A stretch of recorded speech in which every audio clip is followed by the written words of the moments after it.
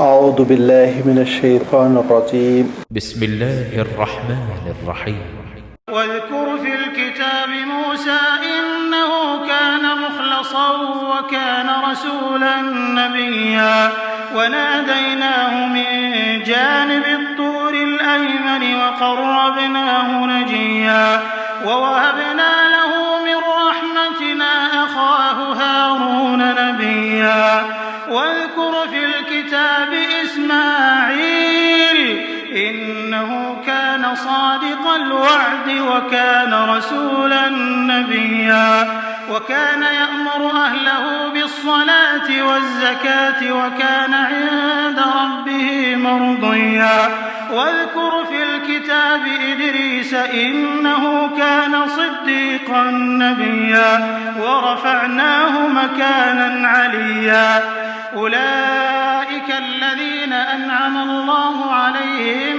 من النبيين من ذرية آدم وممن حملنا مع نوح ومن ذرية إبراهيم وإسرائيل وممن هدينا واجتبينا إذا تتلى عليهم آيات الرحمن خروا سجدا وبكيا. صدق اللہ العظیم.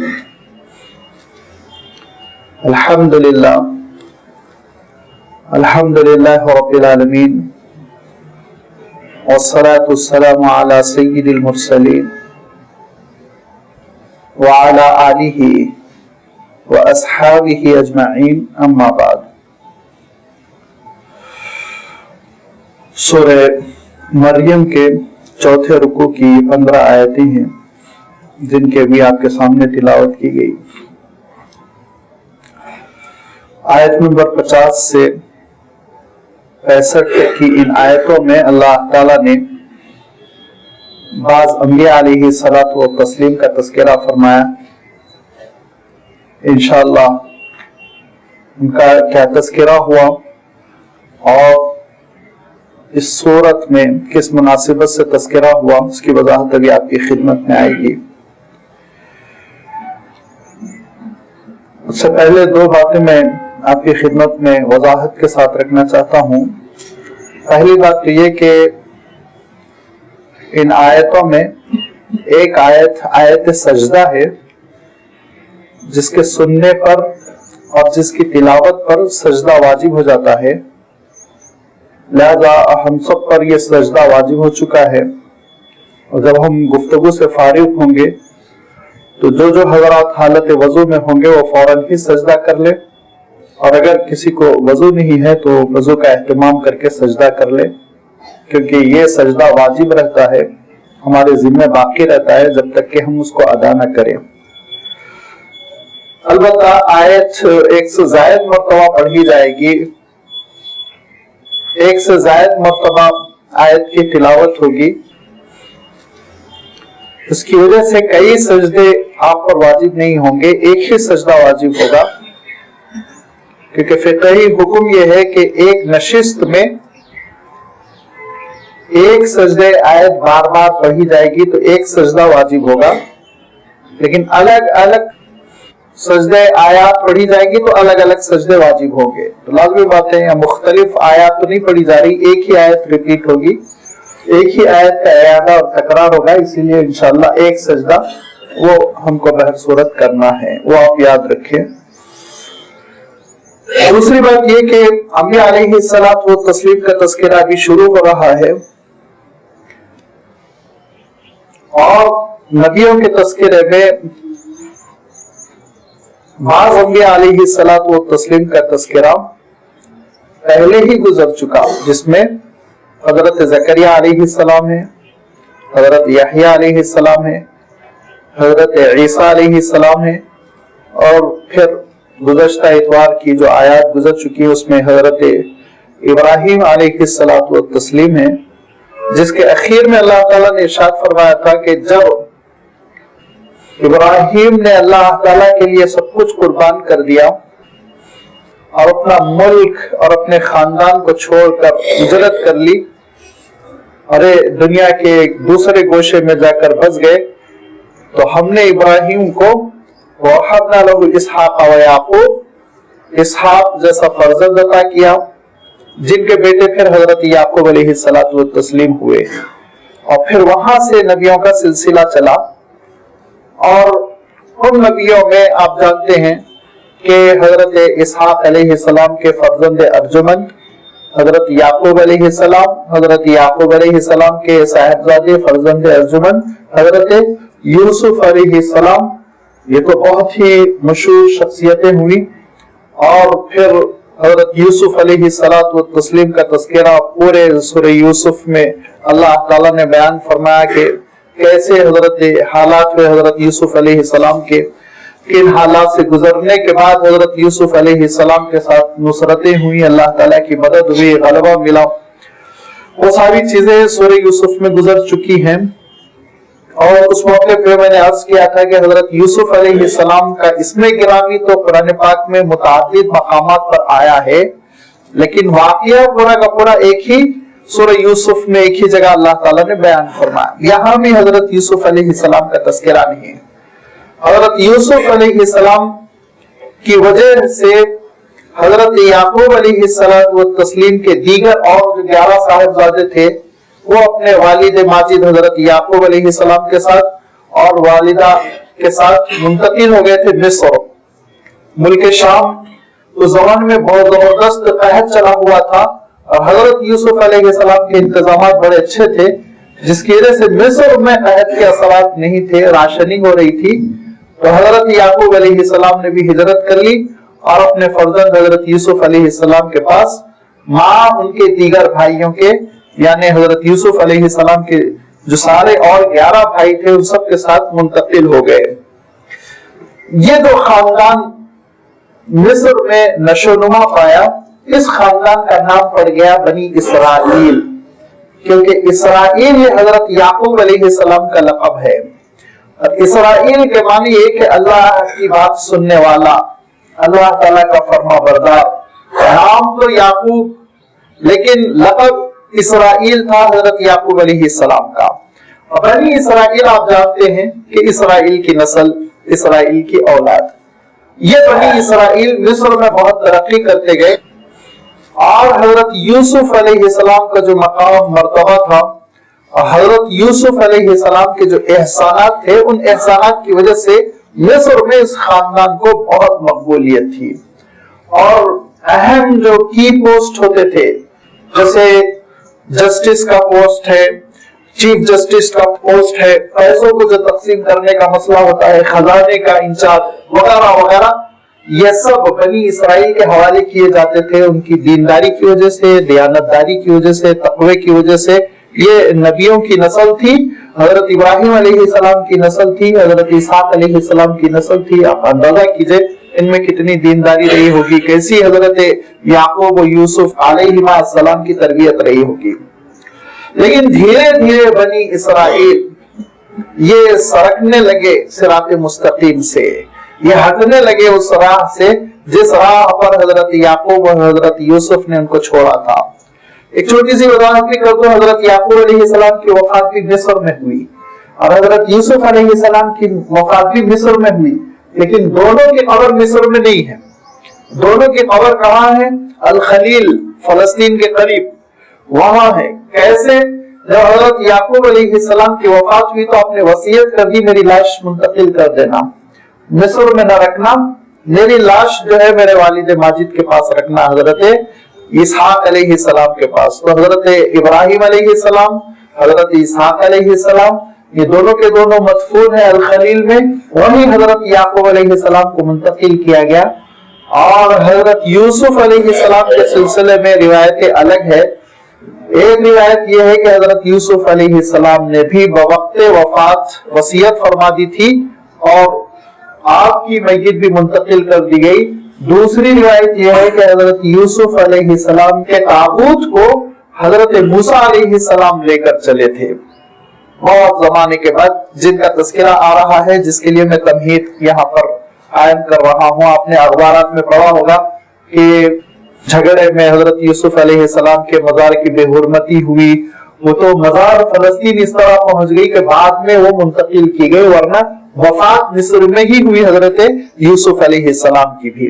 حضرت یوسف علیہ السلام نے جس ڈگر پر بنی اسرائیل کو چھوڑا تھا اس سے وہ ہٹ گئے اور رشوت لینے لگے اور بددینی ان کے اندر آ گئی، اور اللہ تعالیٰ نے جس کے لیے ایک جامع لفظ ارشاد فرمایا، کیا ارشاد فرمایا انشاءاللہ وضاحت اس کی آ رہی ہے، وَاتَّبَعُوا الشَّهَوَاتِ، شہوات کے پیچھے پڑ گئے، نمازوں کو چھوڑ دیا، خواہشات کے دیوانے ہو گئے، لہذا اہمیت گھٹنے لگی۔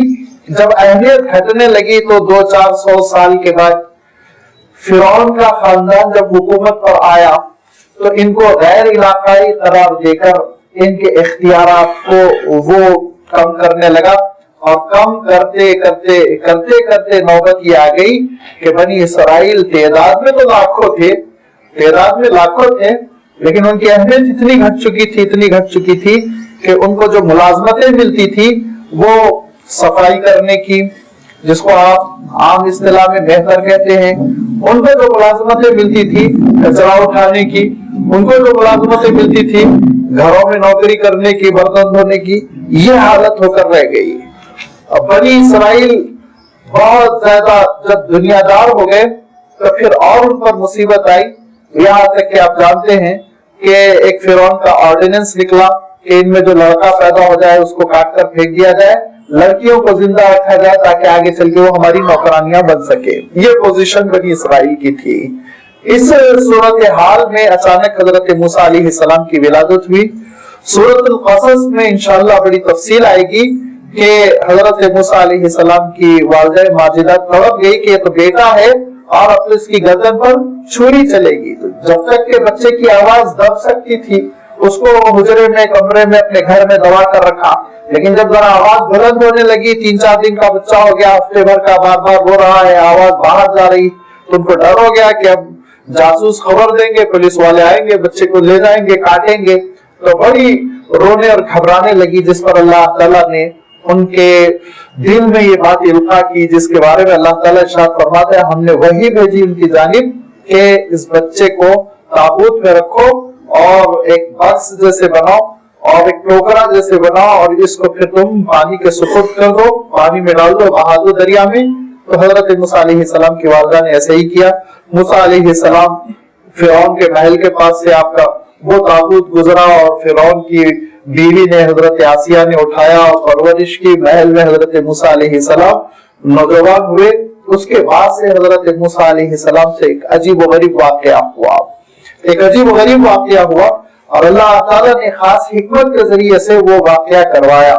وہ واقعہ یہ ہے کہ حضرت موسیٰ علیہ السلام تیز دھوپ کے وقت نکلے جبکہ سب لوگ اپنے اپنے گھروں میں بیٹھے ہوئے تھے، لو چل رہی تھی، کسی کام سے حضرت موسیٰ علیہ السلام نکلے تو دیکھا سارے راستے خالی پڑے ہوئے ہیں، لیکن 2 شخص لڑ رہے ہیں، ایک قبطی ہے یعنی فرعون کے خاندان کا، اور ایک اسرائیلی ہے یعنی حضرت یوسف علیہ السلام کے خاندان کا، حضرت موسیٰ علیہ السلام کے خاندان کا۔ حضرت موسیٰ علیہ السلام نے لڑائی ختم کرنے کی کوشش کی، اس دھکم دھکی میں ایک گھونسا حضرت موسیٰ علیہ السلام نے قبطی کو کیا مارا، وہ وہیں ڈھیر ہو گیا، ختم ہو گیا، مر گیا۔ اب حضرت موسیٰ علیہ السلام کو بہت افسوس ہوا اور رات میں بڑی دعائیں کی، اللہ تعالیٰ سے معافی مانگی کہ اللہ یہ کیا ہو گیا، میں تو یہ اصلاح چاہ رہا تھا، یہ تو بہت زبردست واقعہ ہو گیا، حادثہ ہو گیا۔ اور ادھر فرعون کے محل میں بہت شور مچا، کس نے قتل کیا پتہ ہی نہیں چل رہا۔ دوسرے دن حضرت موسیٰ علیہ السلام کسی اور کام سے نکلے تو پھر وہی اسرائیلی دوسرے قبطی سے لڑ رہا تھا، تو حضرت موسیٰ علیہ السلام نے کہا کہ انک لغوی مبین، تو روزانہ جھگڑالو ہے، کسی نہ کسی سے لڑتا ہے، یہ سوچ کر آگے بڑھے کہ دونوں کو الگ کر دیں۔ تو وہ اسرائیلی چیخ کر کہہ پڑا موسیٰ کہیں آج تم مجھے اسی طرح قتل نہ کر دو جس طرح کل قبطی کو قتل کیا۔ اب حضرت موسیٰ علیہ السلام کا نام آ گیا سب میں کہ یہ موسیٰ ہے قاتل، لہذا محل میں بڑا مشورہ ہوا کہ قبطی آپ کے خاندان کے فرد کا قتل ہوا، لہذا اس پر جو ہے سزا ہونی چاہیے، ہم کمپرومائز نہیں کریں گے، آپ مجرم کو ضرور سولی پہ چڑھائیے، ختم کر دیجئے، قتل کر دیجئے۔ ایک حضرت موسیٰ علیہ السلام کے چاہنے والے فرعون کے خاندان کے تھے جن کا تذکرہ سورہ مومن میں اللہ تعالیٰ نے ارشاد فرمایا، جنہوں نے فرعون کے سامنے بڑی زبردست تقریر کی تھی اور فرعون کو دعوت دی تھی، اللہ تعالیٰ کے دین کی, حضرت موسیٰ علیہ السلام کی اطاعت کی, لیکن فرعون نے بات نہیں مانی, پھر بعد میں وہ ہلاک ہوا. لہذا ان صاحب نے آ کر حضرت موسیٰ علیہ السلام کو اطلاع دی کہ دیکھو محل میں زبردست اس وقت میٹنگ ہو رہی ہے, ایمرجنسی میٹنگ, گرما گرمی, اور تمہارے قتل کا تقریباً ڈیسیشن ہو رہا ہے, لہذا میں تمہارا بہت مخلص ہوں, تم فوراً روانہ ہو جاؤ, نہ رکو یہاں پہ. حضرت موسیٰ علیہ السلام روانہ ہو گئے, چلتے چلتے مدین پہنچے, وہاں اپنے 10 سال گزارے, اور اس کے بعد سے اللہ تعالیٰ کی جانب سے اشارہ ہوا کہ آپ واپس آئیں. وَاذْكُرْ فِي الْكِتَابِ مُوسَىٰ, یہاں سے تھوڑی سی باتیں اللہ تعالیٰ نے یہاں ارشاد فرمائی کہ اس کتاب میں موسیٰ کا بھی تذکرہ کر دو. إِنَّهُ كَانَ مُخْلَصًا وَكَانَ رَسُولًا نَبِيًّا, بے شک وہ چنا ہوا تھا. مخلص کہتے ہیں جس کو سلیکٹ کر لیا جائے. نبوت اور رسالت کے سلسلے میں تو ویسے اللہ تعالیٰ نے بالکل وضاحت فرما دی کہ نبی اور رسول اللہ تعالیٰ کا منتخب ہوتا ہے, اس میں انسان کی ریاضت اور محنت کا کوئی عمل دخل نہیں ہوتا ہے. لہذا اللہ تعالیٰ نے اصطفیٰ کا لفظ ارشاد فرمایا, اجتبا کا لفظ ارشاد فرمایا, اور اخلص کا لفظ ارشاد فرمایا.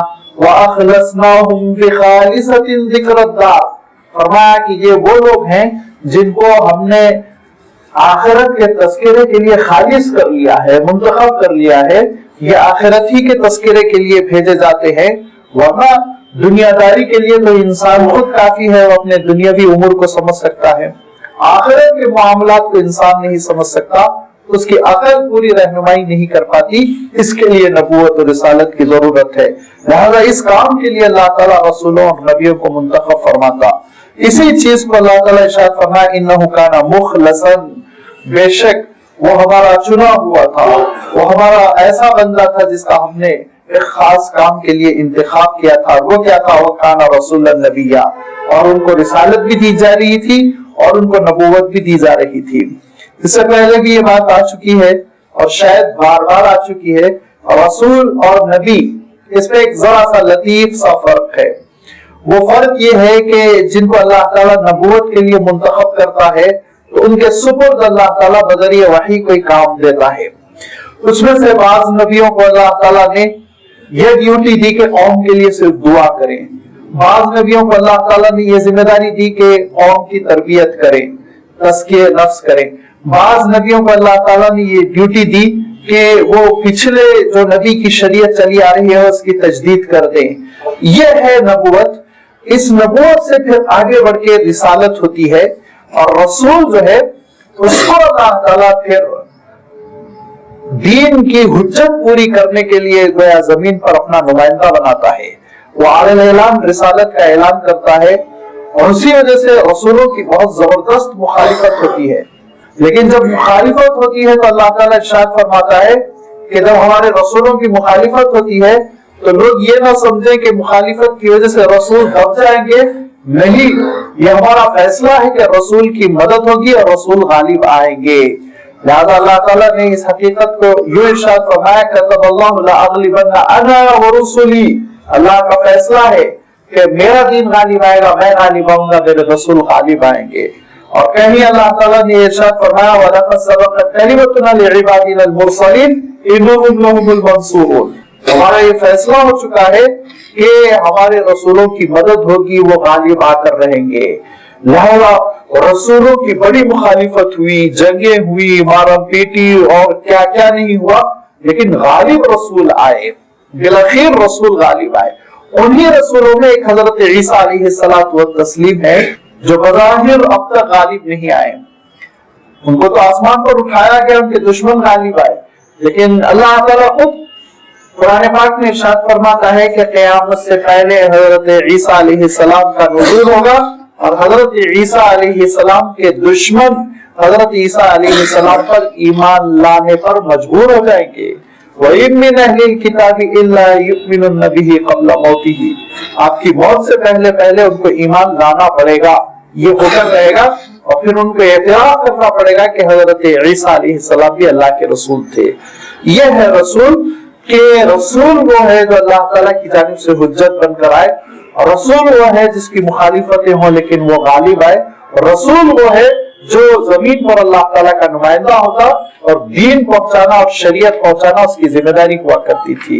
लिहाजा हजरत मूसा अलैहिस्सलाम के बारे में इरशाद फरमाया कि काना रसूलन नबिय्या, कि वो रसूल भी थे नबी भी थे, क्योंकि हर नबी रसूल हो ऐसा नहीं होता, लेकिन हर रसूल नबी होता है, हर रसूल नबी होता है। अब बड़ी आसान मिसाल है, बहुत हल्की फुल्की मिसाल है, यहाँ पे मैं तजवीज़ नहीं दे रहा हूँ समझने के लिए कि हर एसएससी पास ग्रेजुएट हो जरूरी नहीं, लेकिन हर ग्रेजुएट ऑटोमेटिकली एसएससी पास होता है। तो जो इनिशियल स्टेज है उसको पार करने के बाद ही इंसान आला मंजिल तक पहुंचता है। तो रिसालत का मकाम चूंकि बुलंद है, आला है, इसीलिए वो सिद्दीकियत के मकाम से गुजरकर, नबूवत के मकाम से गुजरकर रिसालत के मकाम पर पहुंचते हैं। लेकिन जो नबी होते हैं वो रसूल के मकाम पर नहीं पहुंचते। हम ये अलैहिस्सलातु तस्लीम आप जानते हैं, वो उनकी तादाद तो लाखों हुई थी, रसूल बहुत कम है उसमें से। उन्हीं में हजरत मूसा अलैहिस्सलातु तस्लीम है। अल्लाह ताला इरशाद फरमाता इन्नहु काना मुखलसन, वो चुने हुए थे, व काना रसूलन नबिय्या, और वो हमारे रसूल थे और वो हमारे नबी थे, वो रसूल थे नबी थे, हमने उनको इस काम के लिए मुंतखब किया था। लिहाजा हजरत मूसा अलैहिस्सलाम एक छोटे से मुख्तसर से काफिले के साथ लौट कर आ रहे थे मदियन से मिस्र की जानिब। वनादैनाहु मिन जानिबि तूरिल अयमनी व क़र्रबनाहु नजिया। हज़रत मूसा अलैहिस्सलाम, बहुत सर्दी का सफर था, सहरा की सर्दी बहुत ही जबरदस्त होती है। लिहाजा हज़रत मूसा अलैहिस्सलाम को ऐसा महसूस हुआ कि कुछ दूर जो है या तो काफिला है जिसके पास आग जली हुई है, या छोटा सा गांव है, बस्ती है जिसमें आग जली हुई है। हज़रत मूसा अलैहिस्सलाम ने अपने काफिले के साथियों से कहा कि यहीं तुम ठहरे रहो, मैं वहां जाता हूँ, मालूमात करता हूँ, अगर बस्ती है तो हम वहीं जाके ठहर जाएंगे, और अगर नहीं वो भी मुसाफिर है तो मैं उनसे आग लेकर आऊंगा ताकि हम आग ताप सकेंगे, जरा सर्दी का इंतजाम होगा। लिहाजा हज़रत मूसा अलैहिस्सलाम तूर की जानिब आगे बढ़े। धीरे धीरे तूर के मैदान में जब पहुंचे, जो मिस्र के सहरा में जो पहाड़ है, और आज तक आप जानते हैं कि तूर का पहाड़ है, उस पे लोग चढ़ते हैं, और उसके ऊपर एक मस्जिद भी है, उसके ऊपर एक गिरजा घर भी है। वहां हजरत मूसा अलैहिस्सलाम उसके दामन पे जब पहुंचे तो हजरत मूसा अलैहिस्सलाम को गैब से एक सदा आई, इन्नी अनल्लाहु ला इलाहा इल्ला अना, कि देखो मैं तने तन्हा तुम्हारा माबूद हूँ, मेरे सिवा कोई माबूद नहीं। फरमा वनादैनाहु मिन जानिबि तूरिल अयमनी, कि तू बाबरकत तूर, अयमन के माने होते हैं बरकत वाला, यून बरकत को कहते हैं। तो बाबरकत तूर, लाज़मी बात यह ऐसा पहाड़ है जहां पर अल्लाह ताला हजरत मूसा अलैहिस्सलाम को नबूवत और रिसालत अता फरमा रहा है, तो उसकी बरकतें तो जाहिर है। वहां पे आवाज आई, क्या आवाज आई कि देखो मैं परवरदिगार तुमसे मुखातब हूँ। और फिर लाज़मी बात है हजरत मूसा अलैहिस्सलाम पर अल्लाह ताला के कलाम का जलाल जाहिर होने लगा, जिससे हजरत मूसा अलैहिस्सलाम की शख्सियत में एक तरह से तहव्वुज बर्पा हो गया, हलचल बर्पा हो गई। वक़र्रबनाहु नजिया, तो अल्लाह ताला इरशाद फरमाता है फिर हमने उनको अपने से करीब किया।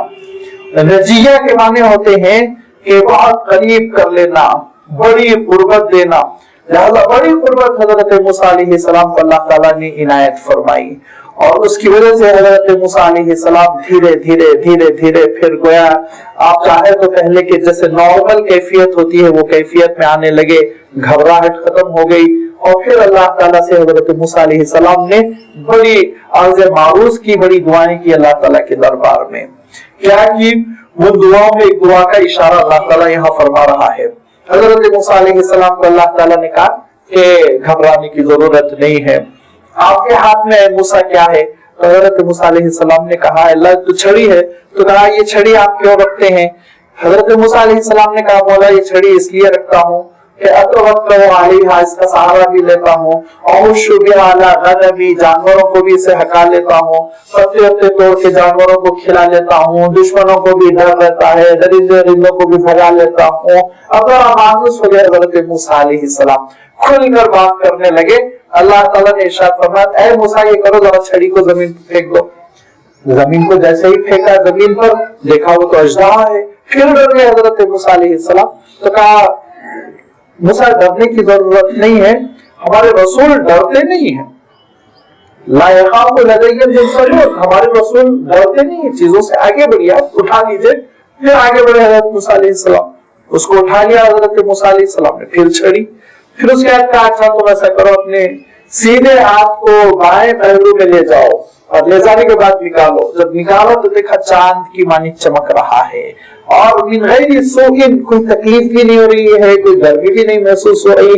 कहा देखो हम तुमको 2 निशानियां दे रहे हैं, बहुत जबरदस्त किस्म की निशानियां हैं, ये लेकर तुम जाओ फिरौन के पास और फिरौन को तुम आगाह करो कि वो बहुत गलत रास्ते पे चल रहा है, तबाही के रास्ते पे चल रहा है।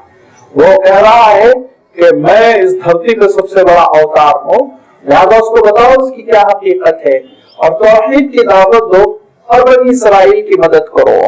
हजरत मूसा अलैहिस्सलाम ने कहा, अब चूंकि अल्लाह ताला से कहने उस माहौल से हजरत मूसा अलैहिस्सलाम बहुत मानूस हो चुके थे, लिहाजा कहा परवरदिगार मैं फिरौन को शायद अच्छी तरह ना समझा सकूं, क्योंकि मेरी जो किप्ती जबान है वो कमजोर है, उसको मैं सही उसके तलफ्फुज के साथ फसाहत के साथ अदा नहीं कर पाता हूँ।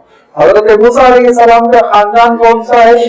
हजरत मूसा अलैहिस्सलाम का खानदान वो अबरानी है, अबरानी बोलने वाला। हजरत इब्राहिम अलैहिस्सलाम की जो जबान थी वो अबरानी थी, जिसको आप हेब्रू कहते हैं, वो हजरत मूसा अलैहिस्सलाम की जबान है। और फिरौन की जबान कौन सी है? वो किप्ती है। किप्ती जबान फिरौन बोलता था, उसका दरबार वही सरकारी जबान थी।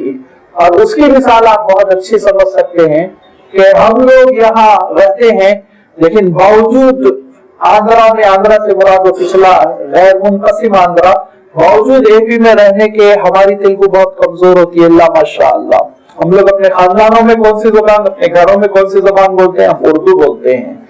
लिहाजा उर्दू एतमाद के साथ हम बोल सकते हैं, लेकिन अगर मुझे और आपको जिम्मेदारी दी जाए कि यहाँ जाकर असेंबली में बड़ी फसीह जबान में तुम तकरीर करो और इस्लाम के बारे में तारुफ कराओ, तो फिर हमारे पैरों तले जमीन निकल जाएगी कि असेंबली में जाकर जहाँ बड़े बड़े तेलुगुदा बैठे हुए हैं, हम कहाँ से तेलुगु बोलेंगे।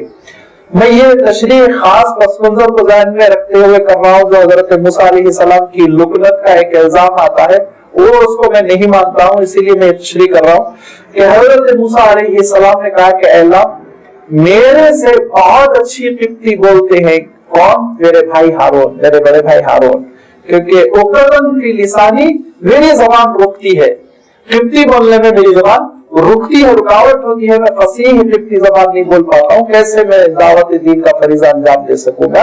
हाँ, हारून वो अफसर उससे बहुत फसीह जबान, वो अच्छी तकरीर कर सकेंगे। तो अल्लाह ताला ने हजरत मूसा अलैहिस्सलाम का इतना एजाज फरमाया, इतना एजाज फरमाया, हजरत मूसा अलैहिस्सलाम की इस ख्वाहिश को कबूल कर लिया, इस दुआ को कबूल कर लिया और इरशाद फरमाया व वहबना लहू बिरहमतिना अखाहु हारून नबिय्या, और हमने अपनी रहमत से उनके भाई हारून को भी नबी बनाया। हजरत हारून अलैहिस्सलाम को भी नबी बना दिया गया और कहा ठीक है, आपके साथ अब आपके काम में हारून भी शरीक रहेंगे। हाँ, आप दोनों जाइए। आप दोनों जाने के बाद एक दूसरे का सपोर्ट भी हो गया और हिम्मत के साथ।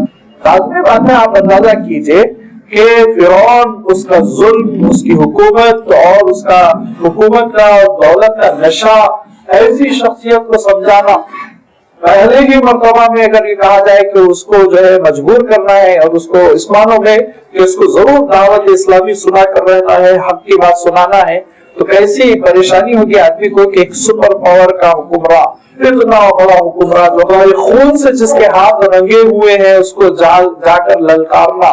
हजरत मूसा अलैहिस्सलाम थोड़ा सपोर्ट करते थे, अल्लाह ताला ने हजरत हारून अलैहिस्सलाम की शख्सियत के जरिए से इनायत फरमाया। और दूसरी बात भी आप ज़हन में रखें कि हजरत मूसा अलैहिस्सलाम जो निकले थे मिस्र से, क्यों निकले थे? फिरौन के खानदान के एक फर्द का कत्ल हो गया था। हजरत मूसा अलैहिस्सलाम डरते थे कि मैं फिरौन के दरबार में पहुंचूंगा, इससे पहले कि मैं कोई बात करूं मुझे सूली पे चढ़ा दिया जाए। तो हजरत हारून शरीक हो गए, तो सोचा मैं नहीं बात कर सकूंगा, हजरत हारून तो कर लेंगे। लिहाजा अल्लाह ताला ने दोनों को, हजरत मूसा अलैहिस्सलाम और हजरत हारून अलैहिस्सलाम, दोनों को भेजा फिरौन के दरबार में। और फिर फिरौन को उन्होंने ललकारा, समझाया, मेहनत की, 20 साल की मेहनत के बाद हिजरत की ہجرت کے بعد فرعون نے ان کا تعاقب کرنے کی کوشش کی، وہ تباہ ہو گیا۔ حضرت موسیٰ علیہ السلام اور حضرت ہارون علیہ السلام بنی اسرائیل کو لے کر وادی صحرا میں پہنچے۔ وہاں بنی اسرائیل کو 40 سال گزارنے پڑے۔ اس کے بعد پھر بنی اسرائیل وہ پہنچے فلسطین، جس کا تذکرہ یہاں پر اللہ تعالیٰ نے نہیں کیا۔ اتنا ہی تذکرہ کرنے کے بعد ارشاد فرمایا وَاذْكُرْ فِي الْكِتَابِ إِسْمَاعِيلَ إِنَّهُ كَانَ صَادِقَ الْوَعْدِ وَكَانَ رَسُولًا نَبِيًّا، اور کتاب میں اسماعیل کا بھی تذکرہ کر دو۔ گویا اللہ تعالیٰ نے بنی اسرائیل کے سلسلے کی حجت پوری کر دی۔ حضرت اسحاق علیہ السلام اور ان کے فرزند حضرت یعقوب علیہ السلام اور ان سے جو سلسلہ چلا تھا، اس کی گویا اللہ تعالیٰ نے یہاں پر ایک طرح سے اس تذکرے کی اس فہرست کو اللہ تعالیٰ نے یہاں ختم کر دیا، کیونکہ حضرت عیسیٰ علیہ السلام اس نسل میں آخری رسول ہوئے اور حضرت عیسیٰ علیہ السلام کا تذکرہ گزر چکا۔ حضرت موسیٰ کا رہ گیا تھا، اللہ تعالیٰ نے اشارہ کر دیا۔ اب جب اللہ تعالیٰ نے بنی اسرائیل کا تذکرہ ختم کر دیا تو حضرت اسماعیل علیہ السلام کا تذکرہ کیا، جو حضرت ابراہیم علیہ السلام کے بڑے صاحبزادے تھے، جو مکہ مکرمہ میں تھے، اور آپ کی وجہ سے اطراف و اکناف میں جرہم قبیلہ آباد ہو چکا تھا، جس میں آپ کا نکاح ہوا تھا۔ اور پھر وہیں پر اللہ تعالیٰ نے آپ کو یہ ارشاد فرمایا تھا کہ اے اسماعیل، اب آپ نبی و رسول ہیں، لہذا حضرت اسماعیل علیہ السلام نے مکہ مکرمہ کو مرکز بنا کر پورے جزیرۃ العرب کو، جزیرۃ العرب جب ہم کہتے ہیں تو اس میں موجودہ دور کے جو گلف کنٹریز ہیں وہ پوری آ جاتی ہیں، یمن آ جاتا ہے، سب کچھ آ جاتا ہے۔ یہ پورا علاقہ حضرت اسماعیل علیہ السلام کے حوالے ہوا۔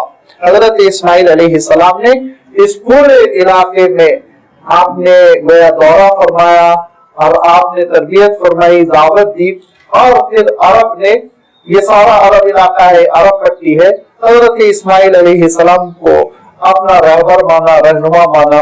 حضرت اسماعیل علیہ السلام گویا عربوں کے پہلے نبی و رسول ہوئے۔ وَاذْكُرْ فِي الْكِتَابِ إِسْمَاعِيلَ إِنَّهُ كَانَ صَادِقَ الْوَعْدِ، بے شک وہ وعدے کے بڑے سچے تھے۔ انبیاء علیہ السلام میں ایک ایک صفت خاص طور پر نمایاں ہوتی تھی، اگرچہ کہ ان کے اندر ساری نیکیاں بدرجے اتم پائی جاتی تھی، لیکن ایک صفت میں وہ بہت نمایاں ہوتے تھے۔ چنانچہ حضرت اسماعیل علیہ السلام وعدوں کی ایفا میں، وعدوں کو پورا کرنے میں بہت ممتاز تھے، اتنے ممتاز تھے، اور اس کا اثر پھر حضرت اسماعیل علیہ السلام سے منتقل ہوتے ہوئے حضور اکرم صلی اللہ علیہ وسلم تک جو آیا، میں اس کا اشارہ کروں گا کہ امام ابن کثیر رحمۃ اللہ علیہ لکھتے ہیں کہ حضرت اسماعیل علیہ السلام اپنے وعدوں میں اتنے پکے تھے کہ ایک شخص نے وعدہ کیا کہ ہمارا اور آپ کا معاہدہ مکمل ہو چکا ہے اور یہ معاہدہ تکمیل کو پہنچے گا یہاں پر، اس کے لیے مجھے پیسے، قیمت وغیرہ آپ لانے دیجئے، میں قیمت لے کر آ رہا ہوں۔ تو حضرت اسماعیل علیہ السلام نے اس مقام پر اس شخص کا پورا 1 مہینہ انتظار کیا، یہاں تک کہ حضرت جبرائیل امین آئے اور کہا کہ اب آپ سفر کر لیں، کہا میں وعدہ توڑ کر نہیں جاؤں گا، وہ آئے گا۔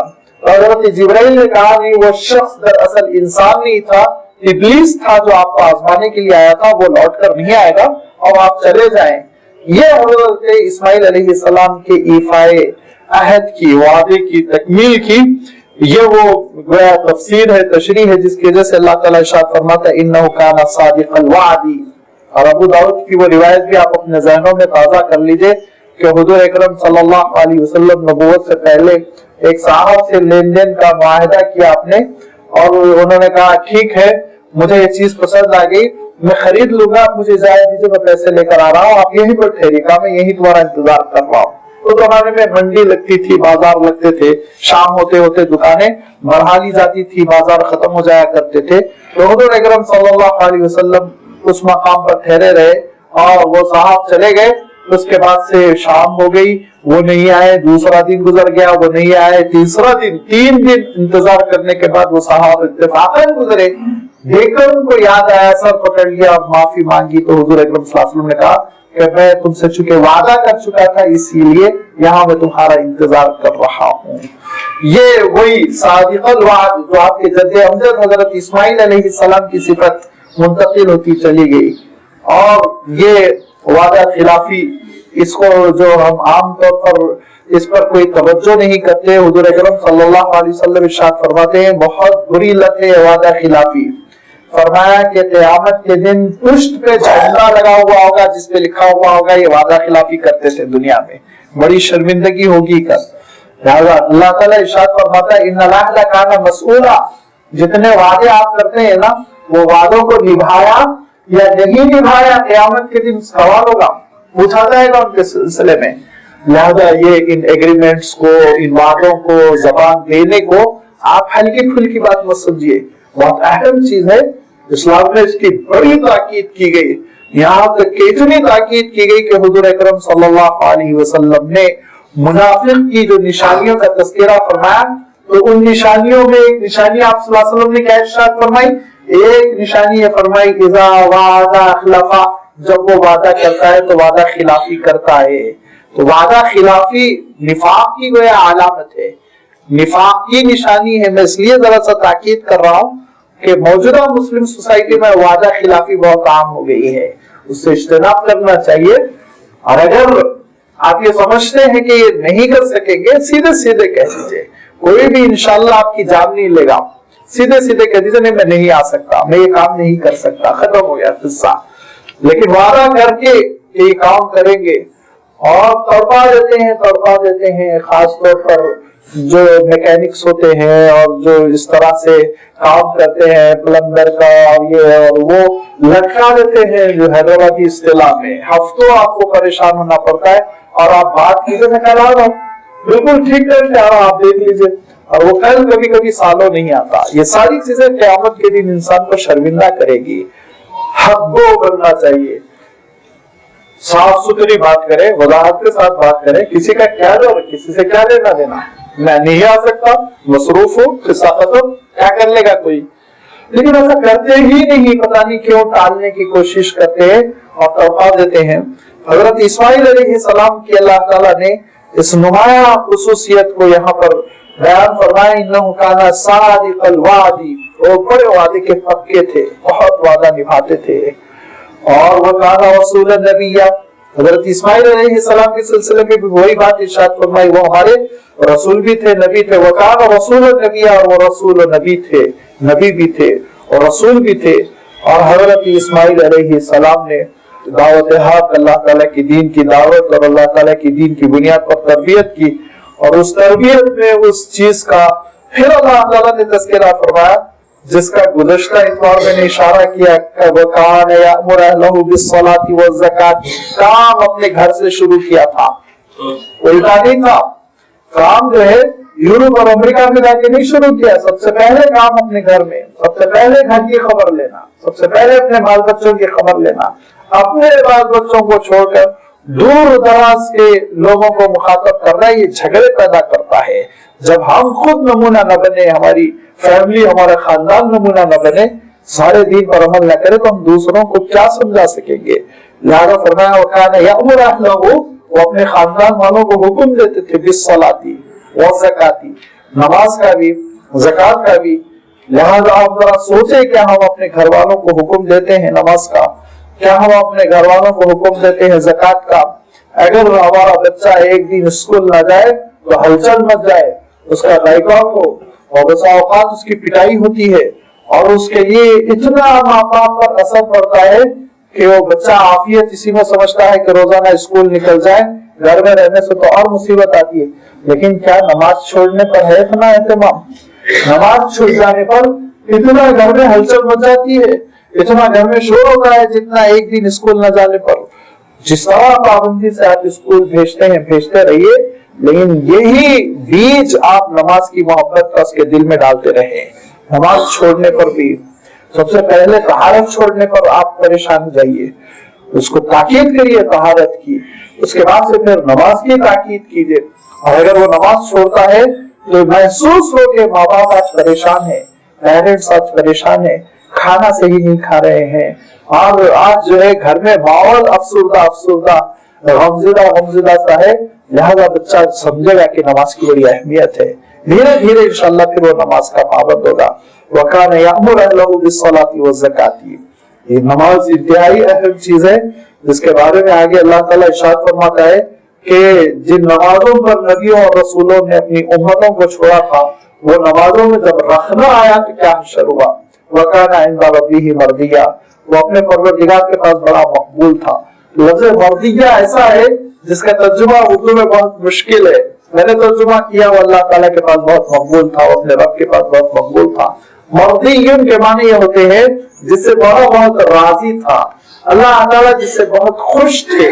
یہ حضرت اسماعیل علیہ السلام کی صفت کہ اطاعت ہی اطاعت، اتنی اطاعت، ایسی اللہ تعالیٰ کی انکنڈیشنل فرما برداری کہ والد کہہ رہے ہیں کہ بیٹے گردن پر چھری رکھ کے اللہ کے لیے تم کو ذبح کروں گا، تمہاری کیا رائے ہے بتاؤ؟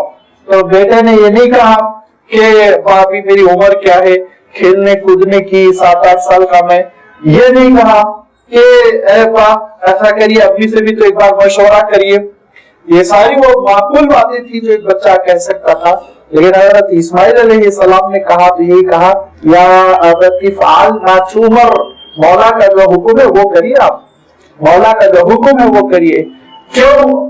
حضرت ابراہیم علیہ السلام کو حضرت اسماعیل علیہ السلام دیکھتے تھے، میرے والد ماجد فنا فی اللہ ہے، تو لازمی بات ہے ماں باپ ہی تو آئیڈیل ہوتے ہیں، بچہ خود دیکھ رہا ہے کہ ابا کے پاس اللہ کے حکم کے سوا کوئی چیز ہی نہیں، تو سمجھ گئے کہ اس سانچے ہی میں ہم کو ڈھلنا ہے، ہم کو بھی خود عمل کرنا چاہیے، اپنے بچوں کو بھی پھر دین پر ڈھالنا چاہیے۔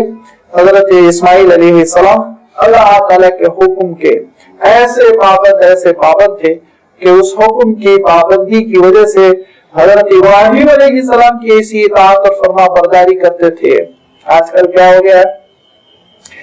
آج کل بمشکل تمام صاحبزادی SSC میں کیا پہنچ جاتے ہیں یا 7-8 کیا کراس کر لیتے ہیں، ان کا عالم یہ ہوتا ہے کہ وہ والدین سے ایسے ڈیبیٹ کرتے ہیں، گفتگو کرتے ہیں، ہماری مرضی، ہماری خواہش، اور موجودہ دور میں ہماری خواہش کا احترام کرنا پڑے گا، آپ کو ہماری بات سننی پڑے گی، ہماری پسند ہم ترجیح دیں گے، اور وہ سلسلہ چلتا چلا جاتا ہے، اور والدین جہاں سرنڈر ہے وہاں تو گھر میں عافیت ہے، جہاں والدین اپنی خواہش چلانے کی کوشش کریں وہاں گھر میں اتنے جھگڑے، مصیبت ہو گئی ہے، گھر بڑھ چکے ہیں۔ یہ اس لیے ہے کہ اللہ تعالیٰ کے دین پر روز اول سے تربیت نہیں۔ حضرت اسماعیل علیہ السلام کی تربیت کیا تربیت تھی، دیکھیے کہ حضرت ابراہیم نے حضرت اسماعیل کی جو تربیت کی، تو حضرت ابراہیم علیہ السلام نے کہا تم اپنی بیوی کو طلاق دے دو، تو حضرت اسماعیل علیہ السلام نے ایک مرتبہ نے کہا وہ بہت اچھی ہے، خوبصورت ہے، ہر موقع پہ میرا ساتھ دیتی ہے، میرے گھر کو آباد رکھے ہوئے، کچھ نہیں کہا، ابا کا حکم، آپ تشریف لے جائیے۔ یہ اطاعت باپ کی کیوں آئی؟ اس لیے کہ حضرت ابراہیم علیہ السلام نے اس سانچے میں ڈھالا، وہ تربیت کی اللہ تعالیٰ کے دین پر۔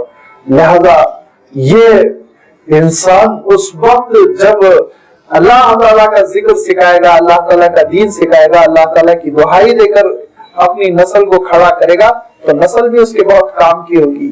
اور اس کا حکم ماننا تو بہت بڑی چیز ہے، آنکھوں کے اشاروں کو سمجھے گی اولاد، آنکھوں کے اشاروں کو سمجھے گی اور سر پر اور آنکھوں پر اٹھا کر پھرے گی۔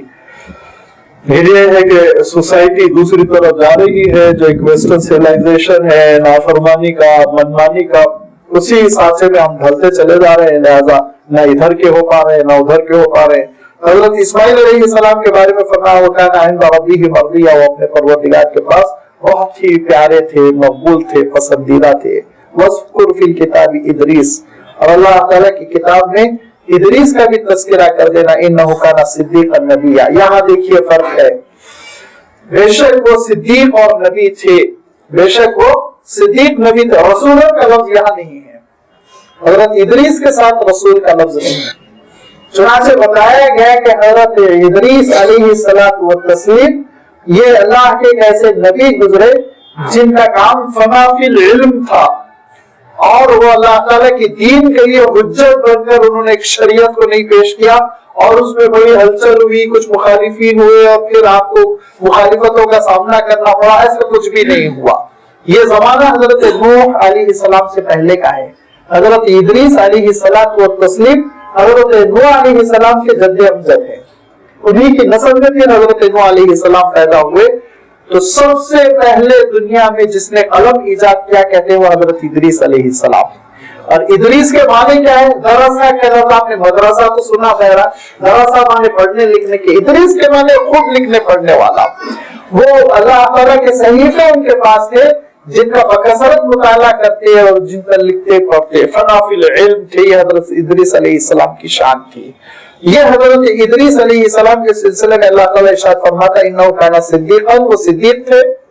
صدیق کے بعد کا درجہ, صدیق تو غیر نبی ہوتا ہے, یہ صدیق سب سے اونچا درجہ ہوتا ہے, یاد رکھیے. ولی وغیرہ یہ سب سے بہت اونچا مقام ہوتا ہے صدیقیت کا. یہ حضرت ادریس علیہ السلام اس مقام پر فائز تھے پھر, اور آپ کا مرتبہ بلند ہوا, آپ نبی بنائے گئے. انہو کان صدیقا نبیا, بے شک وہ صدیق اور نبی تھے. ورفعناہ مکانا علییا, اور ہم نے ان کو بہت بلند مقام عطا کیا. اس کی تشریح ایک تو وہ کی جاتی ہے جو عام مفسرین نے کی, اور میں اس کا انکار کیے بغیر دوسری ایک تشریح کرنا چاہتا ہوں.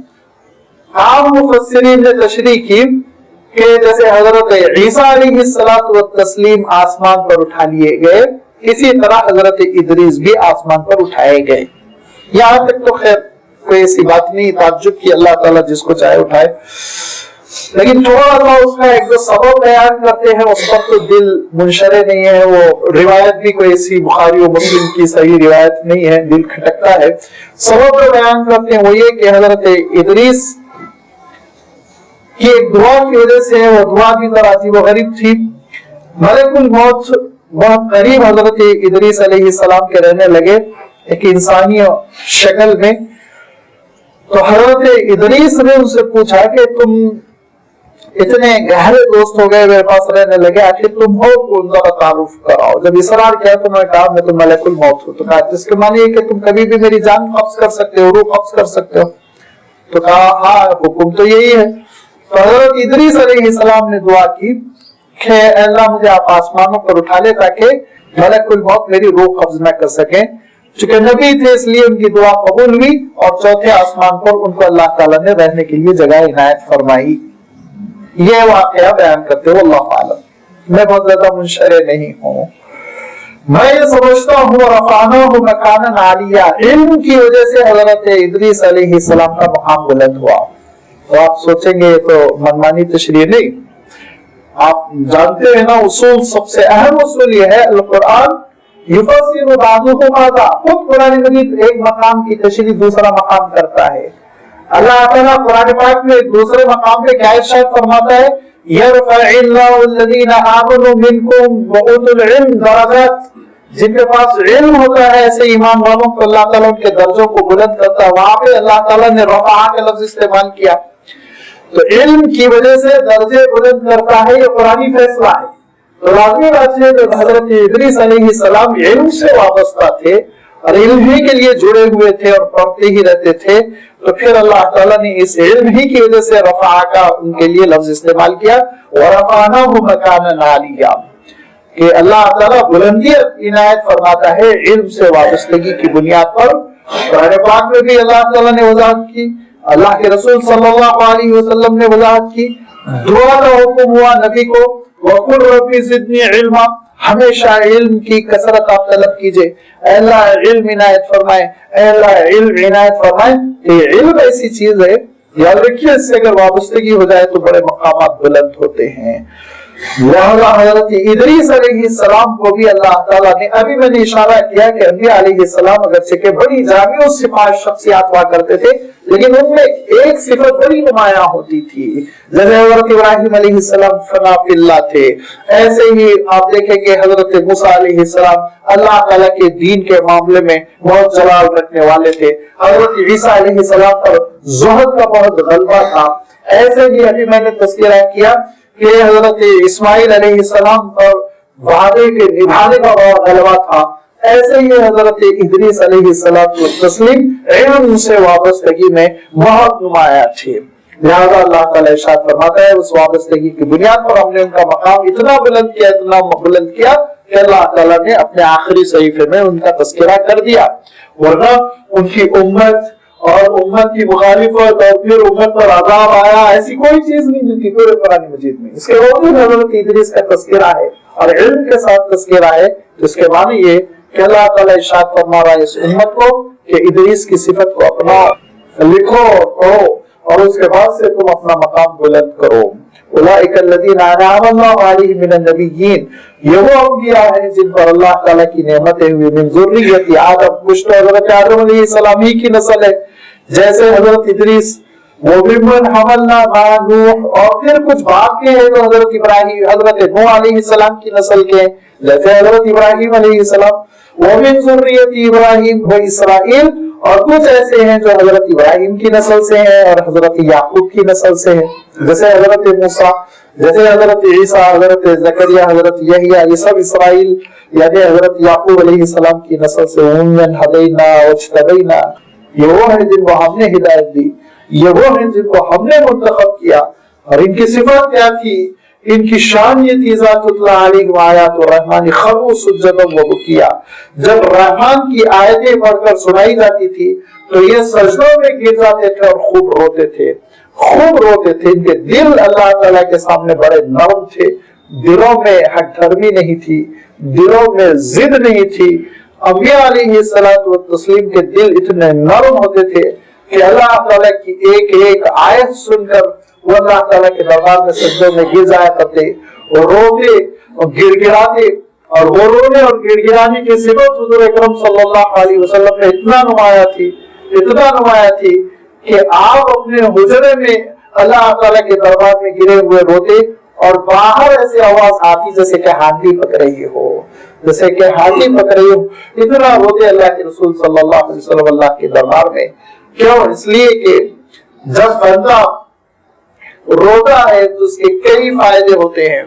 اس کا پہلا فائدہ تو یہ کہ اس کے آنسوؤں سے اس کا دل دھل جاتا ہے اور صاف ستھرا ہو جاتا ہے۔ جب دل دھل جاتا ہے، صاف ستھرا شفاف چمک جاتا ہے، تو وہ اس برتن کی طرح ہوتا ہے جس کو آپ نے خوب مانچ کے دھو دیا۔ اب آپ اس برتن میں دودھ لے سکتے ہیں، اب آپ اس برتن میں شہد لے سکتے ہیں۔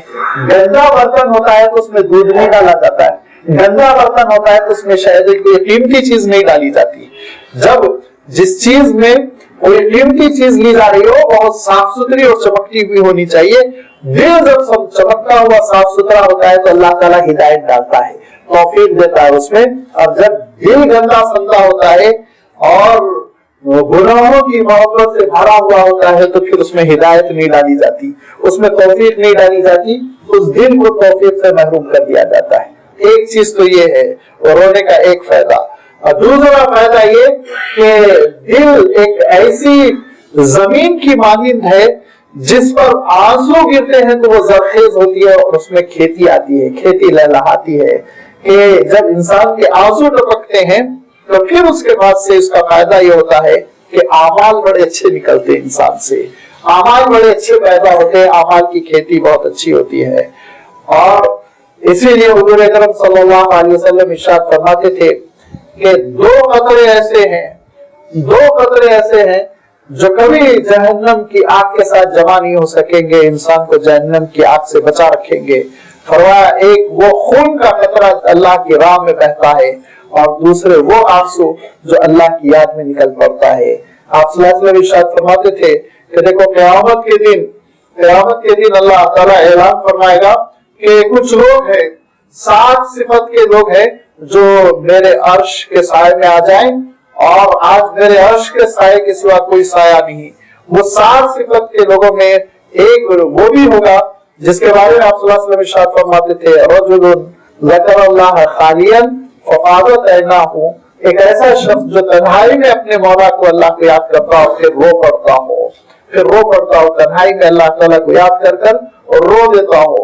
یہ وہ انبیاء علیہ الصلوۃ والتسلیم تھے جو سجدوں میں گرتے تھے، اور سجدوں میں گرنے کے بعد پھر ان کے آنکھوں کا دریا کھل پڑتا تھا، روتے تھے، مولا کو پکارتے تھے۔ لیکن ہوا کیا؟ فخلف من بعدہم خلف اضاعوا الصلاۃ واتبعوا الشہوات فسوف یلقون غیا، ان کے بعد پھر ان کی جو جانشینی کی، اور اس کے لیے لفظ ارشاد فرمایا عجیب و غریب عربی کا حسن ہے، خلفن، لام پر سکون ہے، خلفن۔ اگر لام پر زبر ہوتا آپ کی زبان میں، جس کو عربی میں فتحہ کہتے ہیں، خلفن ہوتا تو اچھے جانشینی کرنے والے، لیکن اگر سکون ہوتا ہے خلفن تو جس کا اردو ترجمہ ہے ناخلف۔ لیکن ناخلف لوگوں نے ان نبیوں کی نیابت کی، بعد میں دھیرے دھیرے ناخلف لوگ آتے چلے گئے، فخلف اور من بعدہم خلف، دھیرے دھیرے نیابت کرنے والے، جانشینی کرنے والے ایسے ناخلف ثابت ہوئے۔ اضاء الصلاۃ، نمبر 1 نمازوں کو گوا دیا، نمازوں کو گوا دیا۔ نمبر 2 واتبعوا الشہوات، شہوات کے غلام بن گئے، شہوتوں کے پیچھے چل پڑے۔ نمازوں کو کیسے گوایا جاتا ہے؟ اضاعت الصلاۃ، آپ نمازوں کا گوانا، گم کر دینا اس وقت سمجھیں گے جب اقامت الصلاۃ سمجھ لیں گے۔ اقیم الصلاۃ جو بار بار حکم آیا، نماز کا قائم کرنا کیا ہے؟ نماز کا قائم کرنا یہ ہے، نمبر 1 وقتوں پر نماز پڑھی جائے، نمبر 2 روح کے ساتھ، اسپرٹ کے ساتھ نماز پڑھی جائے، نمبر 3 فرائض مستحبات اس کے آداب کی پوری رعایت کی جائے۔ یہ اگر 3 چیزیں ہیں تو یہ اقامت الصلاۃ ہے۔ اور جب یہ 3 چیزوں میں سے کوئی چیز کم ہو رہی ہے تو اضاعت الصلاۃ، نماز کو ویسٹ کر رہے ہیں، ہم ضائع کر رہے ہیں، برباد کرتے چلے جا رہے ہیں۔ لہذا نبی علیہ الصلاۃ والتسلیم کے جانشینوں نے دھیرے دھیرے ایک تو یہ کہ نمازوں کے اوقات میں ڈنڈی مارنی شروع کر دی۔ سب سے پہلے یہ کہ ظہر کیسے پڑھیں تو بالکل پیک ٹائم ہوتا ہے، منڈی بازار گرم، لہذا اس کو ایسا کرو، ڈیلے کر دو، یہاں سے انہوں نے بگاڑ شروع کیا۔ اور پھر اس کے بعد سے یہ کہ نماز میں جو روح ہونی چاہیے، خشوع و خضوع، کیا اللہ تعالیٰ کے دربار میں حاضر ہیں، جس کی وضاحت اللہ کے رسول نے فرما دی کہ ایسے نماز پڑھو، ایسے اللہ کی عبادت کرو جیسے کہ تم بس اللہ کو دیکھ رہے ہو سامنے، تم نہیں دیکھ رہے ہو ٹھیک ہے، لیکن وہ تو تم کو دیکھ رہا ہے۔